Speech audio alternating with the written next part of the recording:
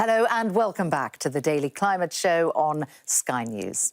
Well, let's get straight into some of those climate issues in the news today. We've had the climate activist Laura Young and Michael Jacobs from the University of Sheffield. A very good evening to both of you. Michael, coming to you first. When we look at the price effect of what happens when Russia cuts off Bulgaria and Poland from its gas, what would happen if Russia cut Germany off? Well, I've been looking at a few of the studies. As you can imagine, quite a lot of economists, including from the German government, have been looking at this question. And the study that seems to me to have modelled this in a pretty good way suggests that if Germany has to import oil, gas and coal from countries other than Russia, that there will be price rises, that will be more expensive, but the total hit to German GDP would be less than 1%, which equates to about 80 to 120 euros, so that's, let's call it a pound to a euro, that kind of sum of money per German citizen on average. Obviously will depend on different people's consumption.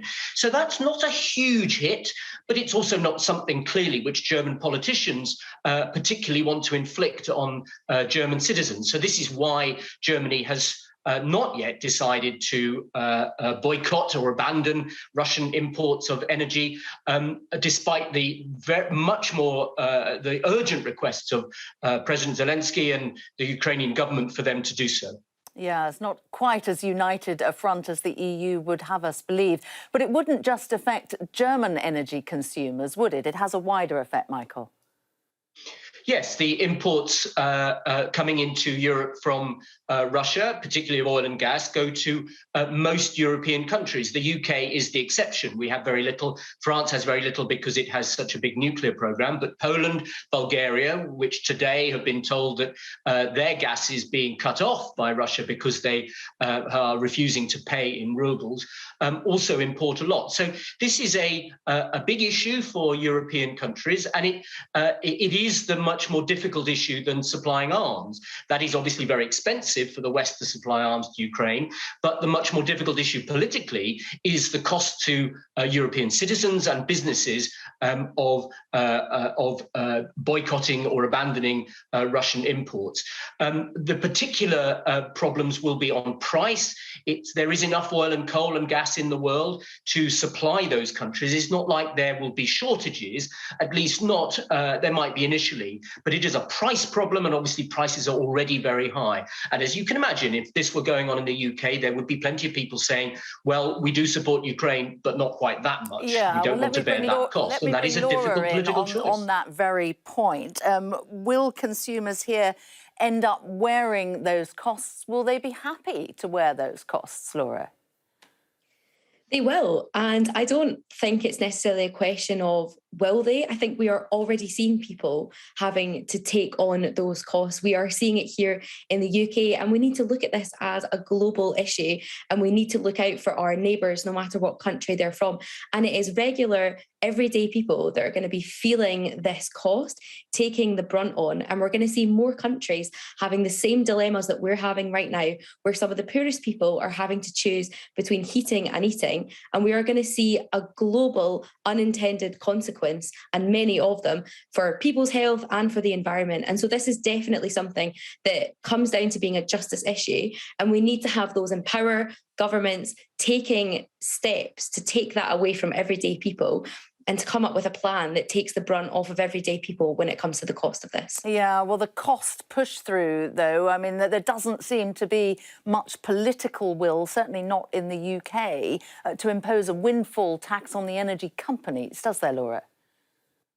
No, and actually Michael and I were on this very show in January discussing the fact that a windfall tax is something that could have been implemented and could have taken a little bit of pressure, particularly we were talking about in a UK context, of some of the people who are already being hit the hardest. You only need to go online to hear the stories of how much people's energy bills have already risen, and that is something that's going to keep happening this year. And although we're going into summer months and people are turning off their heating because it's getting warmer, it's going to be something that we see. And so the fact that we are now, however many months that is, 3 months on, and it's still something, a windfall tax that should be looked at. And we need to be looking at, has anyone else in the world done anything? We did see that France implemented a kind of hit to EDF, who are the big energy company there, and limited the amount that energy bills could rise to 4%. And that was something that happened at the same time we were discussing a windfall tax. We didn't go down that route. We are now seeing the consequences of that, but it's not too late to still think about these solutions.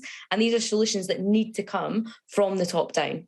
Michael, talking about weaning themselves off Russian oil and gas, is this going to be a boost for investment in the renewables market, or will we simply see it being replaced with fossil fuels from elsewhere? In the very short term, it probably will be replaced by fossil fuels. There are other places to get oil and gas and, in fact, coal. And Germany and the other European countries that are going to have fewer Russian imports will first go to other fossil fuels. But it will also stimulate more investment in renewables. I don't think there's any question that this crisis has strengthened Europe's ambition to reduce its emissions, that people are seeing that the climate impacts are an important part of the security issue that Europe now faces. And of course, it will also encourage, quite quickly, I think, energy saving. This is much the cheapest, much the quickest way of reducing dependence on overseas energy supplies. And of course, it saves money to consumers and businesses. So I think there will be a big push on energy efficiency, insulating homes and buildings and so on, and also energy storage of various kinds, particularly electricity storage, which is a developing technology. So I think we will see this as a moment when the move, which has already started to shift the energy system in Europe towards renewables and energy saving, is accelerated.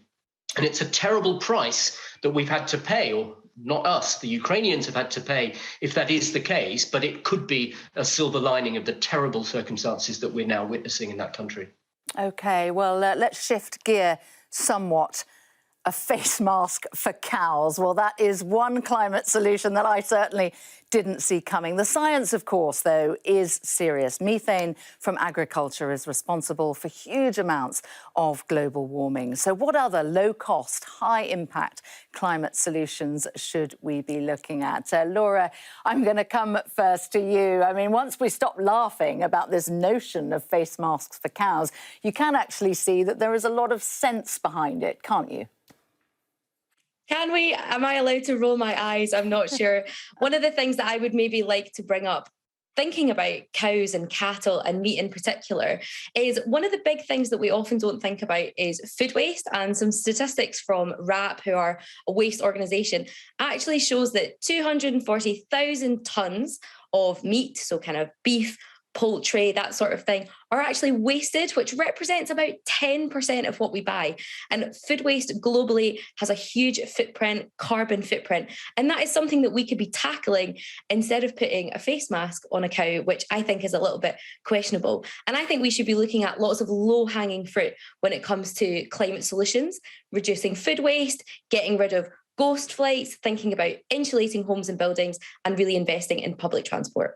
All right, well, that's certainly one suggestion. Where do you see low-hanging fruit, Michael?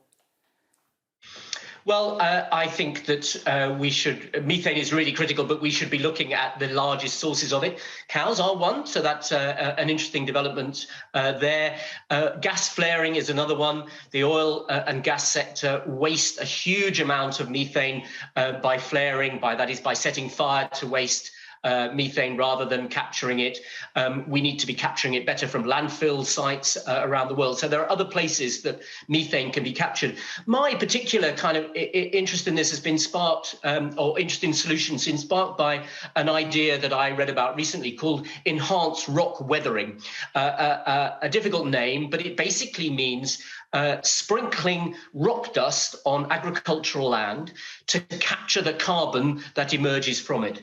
And the reason why I think this is so interesting is because even though our primary method of tackling climate change must be to reduce the emissions, we are so far behind the timetable on doing that we will also need to find ways of capturing carbon and storing it.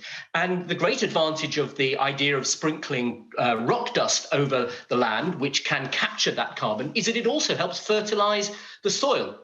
So we have waste rock dust, which is already accumulating as a result of mining of rocks. So this is a resource which already exists and is a current waste.